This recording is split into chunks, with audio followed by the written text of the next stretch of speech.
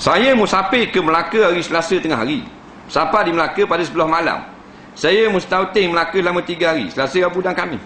Hari Jumaat saya tolak Kuala Lumpur pada 9.30 pagi. Soalan saya, bolehkah saya buat salat jamak kosong sepanjang saya berada di Melaka? Berapa hari saya dikira berada di Melaka? Ini kerana saya sampai Melaka pada 11 malam.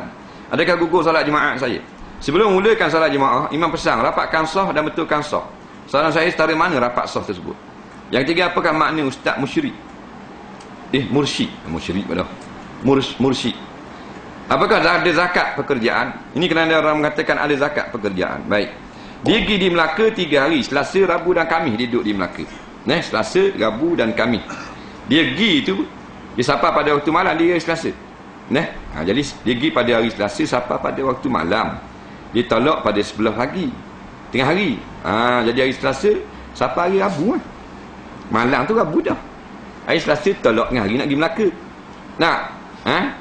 Sampai hari malam tu Rabu kan.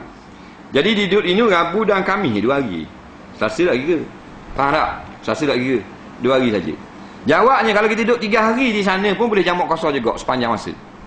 Yang tak boleh jamak kosong ni, kita duduk 3 hari lebih daripada 3 hari 3 malam. Itu tak boleh. Faham? Kita nak pergi di Melaka tu 4 hari dan ke atas.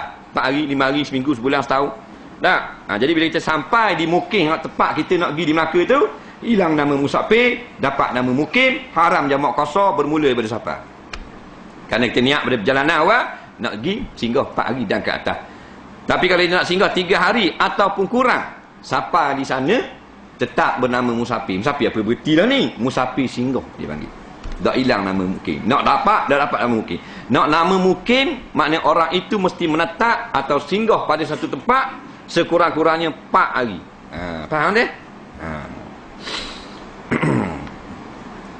Jadi bila dia nak boleh, bila dia nama musafir, dia gugurlah solat Jumaat. Tak?